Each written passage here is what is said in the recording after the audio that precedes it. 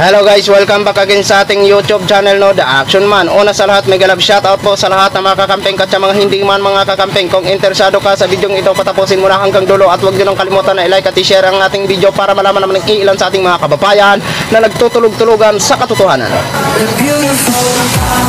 So muli naman nagbabalik ang nag-iisa nyong host na si The Action Man para magbigay ng komentaryo at reaction sa mga mainit ng issue ng bayan.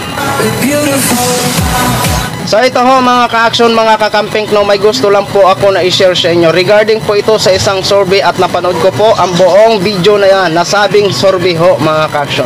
May isa kasi doon na tinanong ho mga ka-action na kung sino ang kanyang ibinoto. Ang sabi niya si Attorney Leni Robredo, pero may banat ho siya sa mga Duterte family at saka sa may mensahe din siya sa administrasyong Marcos ho mga ka-action, no? Ito po siya, ulitin ko, ang ibinoto niya daw ay si Attorney Leni Robredo ho mga ka-action. Pero napakaganda at direct to the point po ang nasabing kakamping kung magsalita sa issue ngayon ho na mainit sa pagitan ng Duterte at Marcos ho mga ka-action. So bago ho tayo magtuloy-tuloy mga ka-action, mga kakamping, panoorin muna natin ang nasabing video.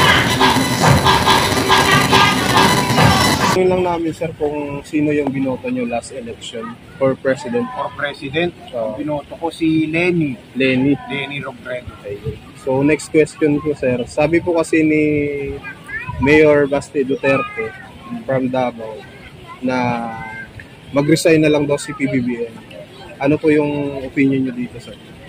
Sa nakikita ko naman, okay naman si Bongbong Marcos maging presidente. Kumbaga, Vice President si Sara. Okay. Wag naman ganun na pamilya Duterte kakalabanin mo yung mga Marcos. Kasi ang pangit sa side ni Sara Duterte na nagaganunin mo, nakaposisyon si Sara tapos gaganunin ng mga kapatid pati nila President Duterte. Wag naman ganun. Kumbaga, kung pwede sana, supportahan na lang natin kung sino yung nakaupo. Kasi mentras na nag-iiba tayo ng ganyan, ng walang pagkakaisa, nakakaisip sila ng charter change kahit hindi naman sana kailangan magpalit ng charter change. Kasi tutusin, okay naman yung republic natin. Bakit sa China, Republic of China, okay din naman. Bakit tayong Republic of Philippines, anong pagkakamali doon? Di ba yung China nga, republic sila, hindi naman nagkaroon ng problemang mga ganito. Dapat tayo magkaisa kaysa yung ganyan na away nila Baste kaysa kay Bongbong. Dapat magkaisa na lang. Yun ang the best. Yun, salamat sir. So next question ko sir, payag ba kayo na ihiwalay ang Mindanao sa Pilipinas? Hindi ako papayag dyan. Hindi ako payag kasi tinuturing naman natin yung mga kapatid natin na Muslim na sila. As in sila. We respect them, kung ano yung pananaw nila, kung sino yung Diyos nila. Diba? Rinerespeto natin sila. So sana, huwag naman ganun kasi panahon pa nila Rizal, hindi pa nga tayo buhay, Mindanao na siya . Dapat hanggang sa huli, mamatay tayo, ganun pa rin, walang nabago. Pero at the end, kung sino nakaupo, supportahan natin. Ayun.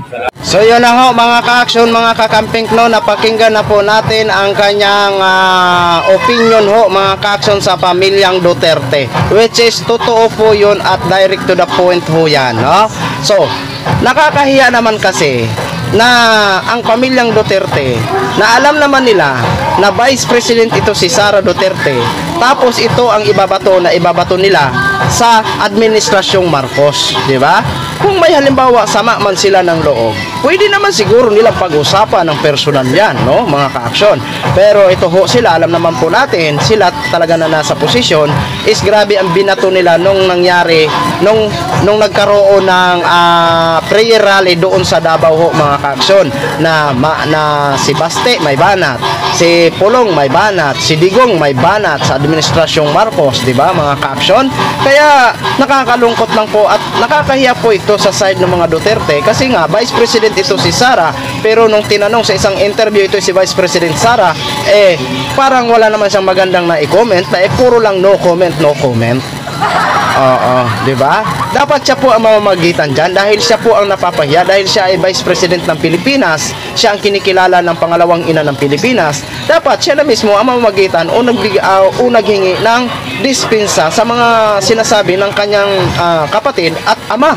Di ba mga ka-action? Kasi siya pangalawa ng gabinete ho mga ka-action, di ba?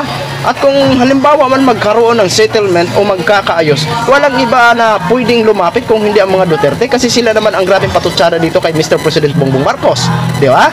Oh, kaya okay naman yung direct to the point po yung kakamping natin. Totoo naman po na nakakahiya naman na vice ang kapatid nyo ng Pilipinas, tapos itong patutsada na patutsada nyo, pwede nyo naman daanin yan sa magandang usapan. Ang kaso nga lang, gusto lang ho talaga nila na ibunyag sa Pilipino ang saloobin nila ho, mga ka-aksyon.